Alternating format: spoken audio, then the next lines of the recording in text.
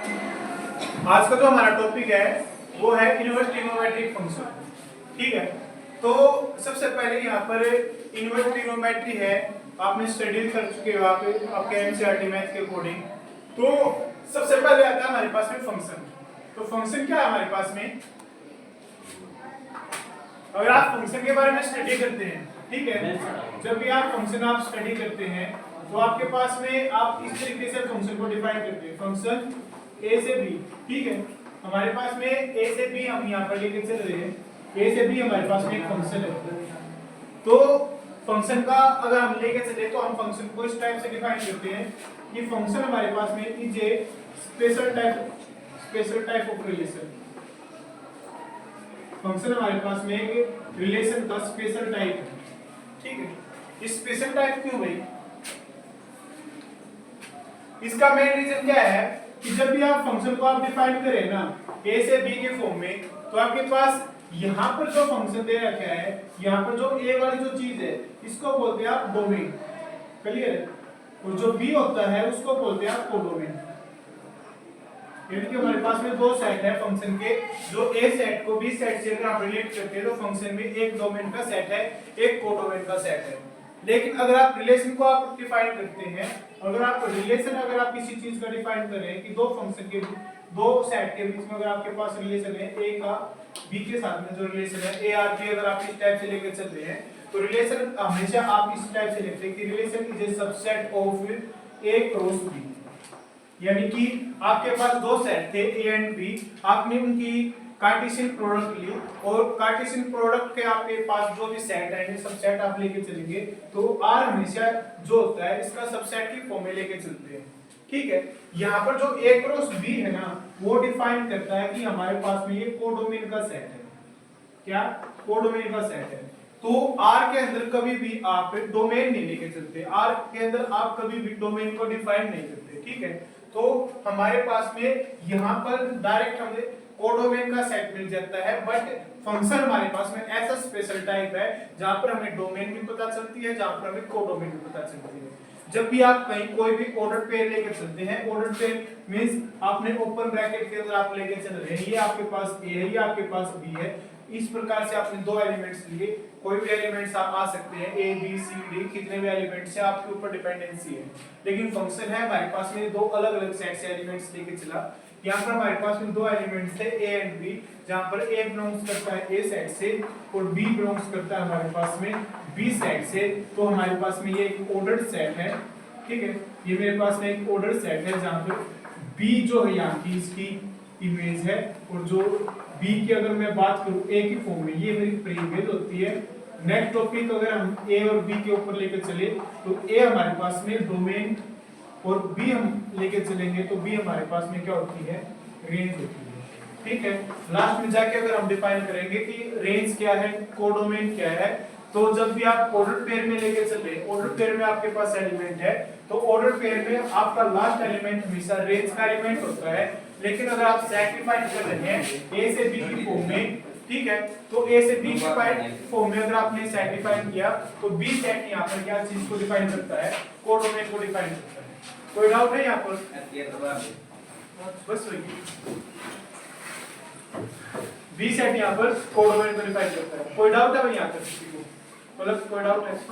हाँ भाई, last bench no. यहाँ तक हमने सीखा कि हमारे पास में फंक्शन क्या है, फंक्शन का हमने ये पता चल गया कि फंक्शन में हमारे पास में स्पेशल टाइप ऑफ रिलेशन किस तरीके से है। इसके बाद हमारे पास में हम यहाँ पर जो फंक्शन लेके चले हुए थे वो इनवर्स ट्रिग्नोमेट्रिक फंक्शन है।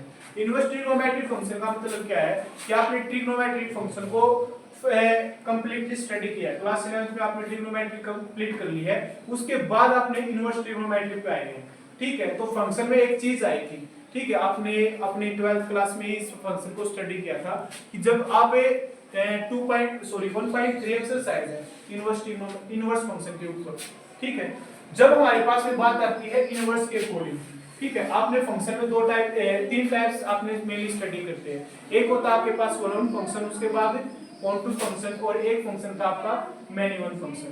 ये तीन फंक्शन स्टडी किए थे आपने, उसमें एक फंक्शन एक्स्ट्रा भी स्टडी किया होगा जिसका नाम था इनटू फंक्शन। स्टडी किया इनटू फंक्शन का, ठीक है, ये 4 टाइप आपने स्टडी किए। उसके बाद ये फंक्शन का ही टाइप था, उसके बाद हमारे पास में सेकंड चैप्टर दे रखा है। इसका मेन रीजन क्यों है कि सेकंड चैप्टर लास्ट में क्यों दे रखा है? पहले हम सेकंड इनवर्स ट्रिग्नोमेट्री से स्टार्ट कर सकते थे, क्योंकि फंक्शन का उसमें हमने कंप्लीटली डिस्कशन किया। उस फंक्शन में हमने कंप्लीट डिस्कशन के बाद हमें ये भी पता चला था कि अगर हमारे पास में कोई भी फंक्शन 1 दे रखा है प्लस में कोई फंक्शन ऑन टू दे रखा है, तभी फंक्शन का इनवर्स एग्जिस्ट करता है। ठीक है, अगर y = 2 ऑफ x हमारे पास में फंक्शन है, ये मेरे पास में दो सेट अगर मैं लेके चल रहा हूँ, नेचुरल नंबर का सेट यहाँ पर है, नेचुरल नंबर का सेट यहाँ पर है। ठीक है, यहाँ पर सेट लेके चलते हैं रियल नंबर का, ये रियल नंबर का सेट ले रखते हैं। यहाँ पर मैंने एलिमेंट डिफाइन किए -1 -k2 प्लस का 1 प्लस k2, यहाँ पर 0 है -k1 -k2 +1 +2, 0 का डबल 0, 1 का डबल प्लस k2। यहाँ पर आपके पास 0.5 होगा, उसका डबल प्लस का 1, 2 है तो यहाँ पर 4 मिलेगा, -2 है तो यहाँ पर -4 मिलेगा, और -1 तो यहाँ पर माइनस का 2 मिलेगा।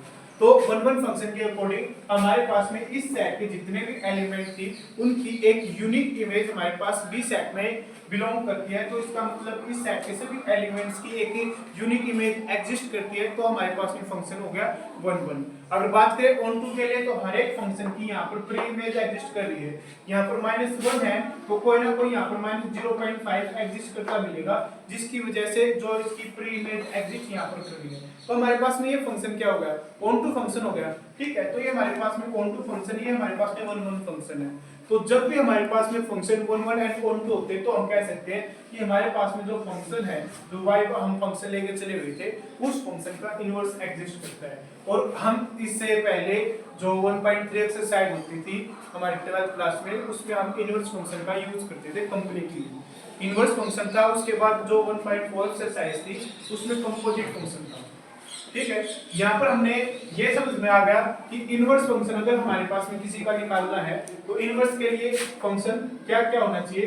1 होना चाहिए, प्लस में ऑन टू होना चाहिए। फंक्शन क्या होता है वो हमने डिफाइन किया कि फंक्शन के हमारे पास में स्पेशल टाइप ऑफ रिलेशन है, और इसमें हमने क्या चीज नई कॉन्सेप्ट में स्टडी की थी, वो हमारे पास में डोमेन का सेट था।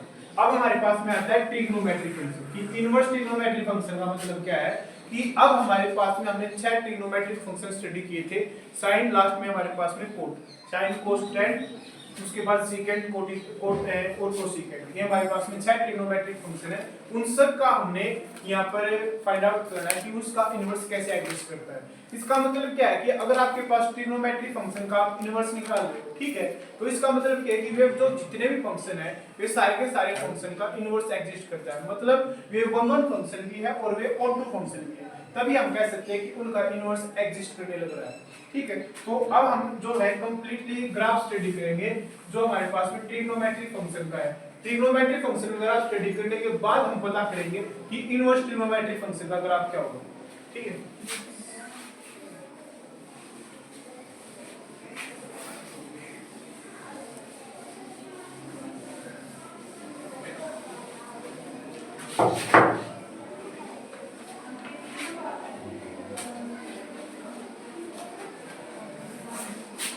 साइन ऑफ x फंक्शन लेके चलते हैं। ठीक है, साइन x अगर हम यहाँ पर लेके चल रहे हैं, तो जो यहाँ पर x है, यो x किस चीज को डिफाइन करता है? यो रेडियन को डिफाइन करता है कि हमारे पास में जो एंगल है, ठीक है, कि हमारे पास में मेजर एंगल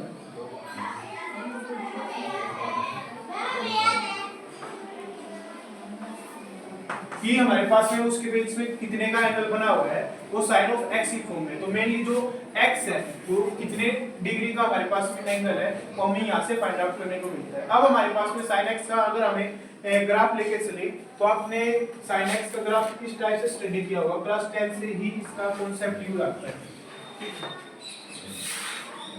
हमारे पास में साइन x अगर हम लेके चल रहे हैं, ये हमारे पास में एक रियल लाइन है। रियल लाइन पे हमने sin x का ग्राफ अगर हम ड्रॉ करके चलते हैं, तो हमें पता है कि आप ज्यादा से ज्यादा अगर आपको नहीं भी पता तो आप इस तरीके से एक सर्कल को ड्रॉ कर सकते हैं। हमारे पास में सर्कल की यहाँ पर एक रेडियस हम 1 लेके चल सकते हैं। आपने क्लास 11 में पॉइंट स्टडी किया होगा, कॉम्प्लेक्स या इमेजिनरी नंबर का चैप्टर है। ठीक है, वहां पर आपके पास एक चीज थी कि अगर आप इस पॉइंट को r cos थीटा इस फॉर्म में आप लेके चलते थे। ठीक है, ये हमारे पास में r cos थीटा, ये r sin थीटा, यानी कि किसी भी पॉइंट की हमारे पास में यहाँ पर जो अगर वैल्यू होगी तो आप इस टाइप से लेके चलते थे, ठीक है। अगर आपके पास में r की वैल्यू यहाँ पर 1 लेके चलो, यानी कि आपके पास यूनिट रेडियस का एक सर्कल है, तो आपके पास यहाँ पर इसकी जो वैल्यू होगी, यहाँ पर cos थीटा है, यहाँ पर sin थीटा है, ठीक है। तो यहाँ पर आपकी वैल्यू cos थीटा है, यहाँ पर आपकी वैल्यू sin थीटा की फॉर्म में। यहाँ पर डिपेंड करता है कि आपके पास थीटा क्या है, उसके अकॉर्डिंग आप वैल्यू चेक करके बता सकते हैं। यहाँ पर जैसे कि हमने यहाँ पर एंगल मेजर किया, यहाँ पर एंगल जो हमारे पास में इसका एंगल cos 0, क्लियर। इस एक्सिस पे हमारे पास में एंगल क्या है, हम 0 एक्सिस पे लेके चले हुए, तो यहाँ पर आपके पास में cos 0, यहाँ पर sin 0। आपको पता है cos 0 की वैल्यू क्या है, 1 होती है, यहाँ पर sin 0 की वैल्यू क्या है, 0 1। तो यहाँ पर जो इसकी वैल्यू ये 1 0 होगी, ये वैल्यू हमारे पास में 0 1 होती है, यहाँ पर वैल्यू माइनस के 1 और 0 होगी, और यहाँ पर आप अगर वैल्यू लेके चलोगे तो ये हो जाएगी 0 माइनस का। ये याद रखने की है कि अगर हमारे पास में कि अगर मैं सर्कल पॉइंट के अकॉर्डिंग लेके चलूं तो हमारे पास में वैल्यू क्या होगी, ये 0 एक्सिस यानी कि 0 पे है, ये हमारे पास में π/2 पे हमारे पास में जो वैल्यू होगी ये cos की वैल्यू है, ये मेरे पास में sin की वैल्यू है। ये हमारे पास पे जो पाई की वैल्यू अगर मैं चेक करना चाहूं, ये मेरे पास में 3π/2, नेक्स्ट हमारे पास में 2π, ठीक है। 2π के बाद में यहाँ पर 3π/2 आ जाएगा, 3π/2, ठीक है। यहाँ पर फिर से पाई में ऐड करोगे, ये आपके पास में 2π आ जाएगा, 5π/2। इस प्रकार से आपका एंगल ऐड होता चले जाएगा, इसके अकॉर्डिंग आप जो भी कुछ ऐड करना चाहेंगे। ये था मेरे पास में सिंपली कि हम वैसे वैल्यू कैसे याद कर सकते हैं, ठीक है। उसके बाद हमारा कॉन्सेप्ट आता है कि इसका अगर ग्राफ लेके चलूं, ग्राफ क्या होगा इसका,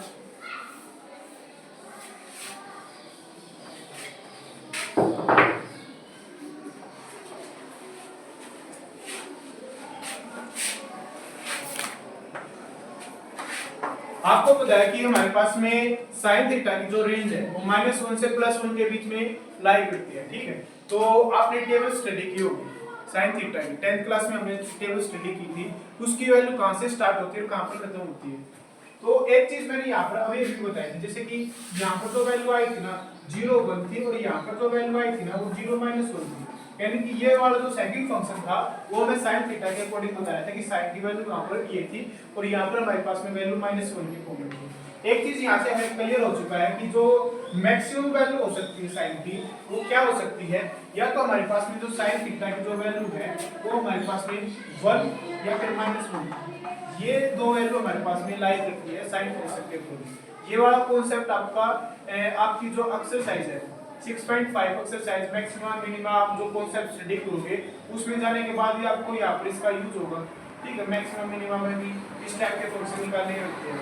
अब यहाँ पर आते हैं, यहाँ पर क्या है कि आपके पास है, अगर आप साइन फंक्शन अगर आप स्टडी कर रहे हो तो आपके पास है सबसे पहले ये आपके पास 0 डिग्री का एंगल बनेगा, यहाँ पर 0 का एंगल बना। नेक्स्ट आपके पास में एंगल यहाँ पर आपने बनाया π/2 का, नेक्स्ट एंगल हो गया आपके पास में पाई का, फिर 3π/2 का, फिर आपके पास में 2π का। अब आपको पता है कि sin 90 की वैल्यू मैक्सिमम होती है हमारे पास में 1, तो आपका ग्राफ जो है वो इस तरीके से जाएगा, यानी कि यहाँ पर आपके पास में कोई ना कोई पिक वैल्यू है जहाँ पर मैक्सिमम वैल्यू हमें अटेंड करने को मिलती है, मैक्सिमम वैल्यू अटेंड होगी, इसके बाद हमारा फंक्शन क्या हो जाएगा, डिक्रीज करना स्टार्ट हो जाएगा। यहाँ पर एंगल जो हमारे पास में जो स्लोप है वो पॉजिटिव होती है, यहाँ पर जो स्लोप बनेगी वो हमारे पास में नेगेटिव स्लोप होती है, यहाँ पर पॉजिटिव स्लोप होती है, ठीक है। ये आपका 6.5 एक्सरसाइज जब आप स्टडी करोगे तब मिलेगा। अब हमारे कॉन्सेप्ट की ये है कि हमारे पास में इसका जो ग्राफ है वो इस तरीके से जाता है, y पर हमारे पास में इसकी वैल्यू 0, इसके बाद हमारे पास में -1 यहाँ पर वैल्यू मिलेगी, 3π/2 पे हमारे पास में -1 वैल्यू मिलेगी। इसके बाद नेक्स्ट इस तरीके से आप इसका sin x का ग्राफ स्टडी करके चलते हैं। अब हमारे पास में ये है, इस तरीके से आप इसका ग्राफ लेके चल सकते हैं, ये आपके पास में रियल लाइन डिफाइन है, ठीक है। यानी कि यहाँ पर जो है -π/2 पे इसकी नेगेटिव वैल्यू आएगी, यहाँ पर इसकी वैल्यू पाई है माइनस के पाई, यहाँ पर आपके पास -3π/2, तो ये हमारे पास में है 2π। क्लियर है? यहाँ तक किसी को कोई डाउट है भाई? ये sin x का ग्राफ है जो आपने क्लास 11 में स्टडी किया था। इसके अकॉर्डिंग अगर आप फंक्शन लेकर चले हुए थे, हमारे पास में f(x) यहाँ पर sin x ले रखा है, अगर यहाँ पर sin x ले रखा है तो इसकी तो अगर आप डोमेन लेके चलोगे, डोमेन का आपके पास क्या है, यहाँ पर आपने वैल्यू 3π/2 भी देख ली। इससे पहले यहाँ पर क्या फंक्शन दे रखे, जैसे कि यहाँ पर लेके चलो 0 से π/2 है, यहाँ पर 0 एंगल हो गया, 1 डिग्री का एंगल, 2 डिग्री का एंगल। यहाँ पर एंगल जाने के बाद कितना होता है, 90 डिग्री का एंगल बन रहा है, क्योंकि x जो है वो रेडियन में मेजर कर रहा है एंगल को। तो हमारे पास में यहाँ पर वैल्यू, इसके बाद भी ग्राफ इस तरीके से कंटिन्यू जो हमारे पास में साइन वेव की फॉर्म में है वो कंटिन्यू जा रहा है, ठीक है, माइनस इंफिनिटी से प्लस इंफिनिटी के बीच में हमारे पास में इसकी वैल्यू है। तो आपकी जो यहाँ पर डोमेन है वो डोमेन आपके पास में क्या होगी, रियल नंबर होगी। क्लियर, आपके पास में डोमेन क्या है, रियल नंबर आपको डिफाइन करके चलते। लेकिन अगर आप यहाँ पर कॉन्सेप्ट स्टडी करें रेंज का, दो चीज आती है, एक हमारे पास में डोमेन क्या है, दूसरी हमारे पास में रेंज क्या है। रेंज के अकॉर्डिंग यहाँ पर अगर आप चेक करोगे तो मैक्सिमम वैल्यू कहाँ तक गई हुई है, यहाँ पर +1 है, यहाँ पर -1 है, और यहाँ पर -1 से +1 के बीच में जो इसकी वैल्यू आप लेके चल रहे हो, ये है आपके पास कि आपकी रेंज क्या है। क्लियर है, कोई डाउट है भाई? ये है आपका कि आपने रेंज पता कर ली। ये आपके पास ओनली साइन फंक्शन का कि अगर आप साइन फंक्शन अगर आप लेके चले गए तो आपने यहाँ पर डोमेन भी स्टडी की है, आपने रेंज भी स्टडी की है। लेकिन आपने एक टेबल जो आपने आपकी टेबल दे रखी है 2.1 एक्सरसाइज से पहले, उसमें जो वैल्यू दे रखी है वहां पर दे रखा है प्रिंसिपल वैल्यू ब्रांच, ठीक है, प्रिंसिपल वैल्यू ब्रांच हमारे पास पीवीबी।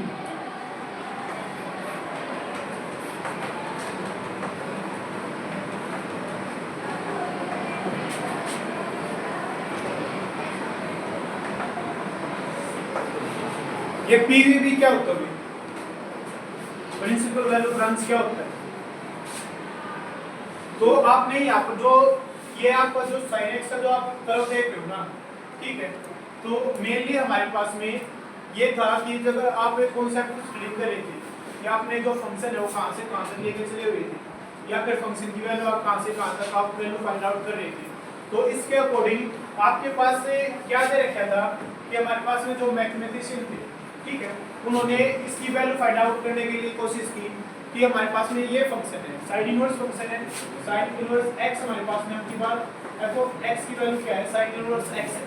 इसके अकॉर्डिंग आप अगर इसकी जो वैल्यू निकालोगे या जो आप रेंज निकाल के चल रहे हैं, इसके अकॉर्डिंग इसने क्या कहा था कि हमारे पास में जो वैल्यू हम लेके चलेंगे, ठीक है, वैसे तो हमारे पास में रेंज -1 से +1 के बीच में लाई करती है, बट इनवर्स ट्रिग्नोमेट्रिक फंक्शन में जो प्रिंसिपल वैल्यू ब्रांच था तो उन्होंने इसको डिकम्पोज किया था इस प्रकार से, या तो हमारे पास में हम लेके चल सकते थे इसको, जो उन्होंने जो डिवाइड किया था ना वो बताऊंगा।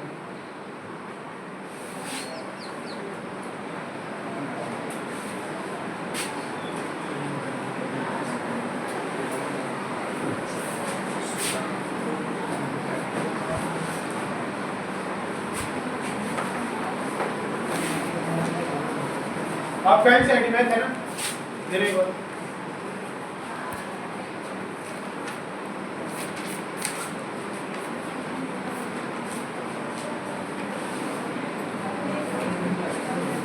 अगर आप इस ग्राफ को देख रहे हो, ठीक है, आपके पास ये मैथ है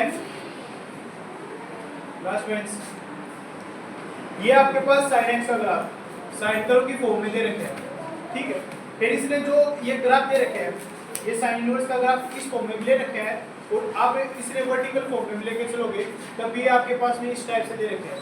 क्या कर रखा है इसने कि इसको लास्ट में कंपोनेंट में तोड़ दिया, दो हमारे पास में फंक्शन में तोड़ दिया कि हमारे पास में ये जो चीज़ है कि हमारे पास में जो वैल्यू हम जो इसकी कंसीडर करेंगे इन फ्यूचर जब भी हम वैल्यू लेके चलेंगे रेंज के लिए, वो उसके लिए इसको दो पार्ट में डिवाइड कर रखा है कि हमारे पास में हम कौन सी वैल्यू लेके चलेंगे। एक जैसे कि एक तो हमारे पास में ये है जो हम मेनली हम लेके चल रहे हैं प्रिंसिपल वैल्यू ब्रांच, या तो फंक्शन में हम यहाँ से यहाँ तक की वैल्यू स्टडी करेंगे या फिर फंक्शन में यहाँ से यहाँ तक की वैल्यू स्टडी करेंगे। तो लास्ट में जो उन्होंने अपनी तरफ से एग्जाम की फॉर्म में लेके चला, जैसे कि हमें एग्जाम मैंने लास्ट टाइम भी बताया था, जो चीज़ हमें मान के चलते हैं कि इसकी चीज़ ये चीज़ यहाँ से स्टार्ट होगी हम ऐसे ही करेंगे, जिसका कोई प्रूफ नहीं होता उसको हम एग्जाम की फॉर्म में लेके चलते हैं। तो जो उन्होंने जो हमारे पास में हमारे को दिया था वो हमारे पास में क्या था कि -π/2 से +π/2 जो हम कॉन्सेप्ट स्टडी करेंगे यहाँ से लेके यहाँ तक का जो हमारे पास में ग्राफ है, ग्राफ हमारा इस टाइप से गिवन था, ठीक है, ये वाला ग्राफ है। ये फंक्शन है, ठीक है। या तो हमारे पास में ये ग्राफ लेके चलोगे आप, या फिर अगर आपको स्टडी करना है तो ग्राफ हमारे पास में ये भी था, इसी टाइप का था।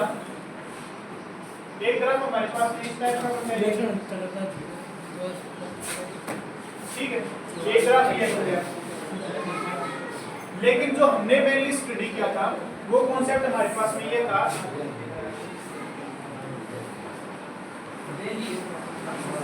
ठीक है, ये वाला जो कर्व था, इस वाली ब्रांच को हम बोलते हैं प्रिंसिपल वैल्यू ब्रांच, जो मेनली हम स्टडी करके चलते हैं, जिसकी जो वैल्यू है हमारे पास में प्रिंसिपल वैल्यू ब्रांच, वो में आप स्टडी करोगे, ठीक है।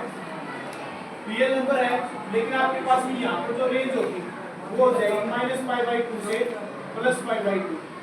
इसकी जो वैल्यू होगी, यहाँ पर वैल्यू -π/2 थी, यहाँ पर वैल्यू +π/2। इसको बोलते हैं प्रिंसिपल वैल्यू ब्रांच। अगर किसी को कोई डाउट है तो पूछ सकते हो भाई। लास्ट बेंच पे ये तो आप क्लास से बात है, अदरवाइज आप चुप हैं।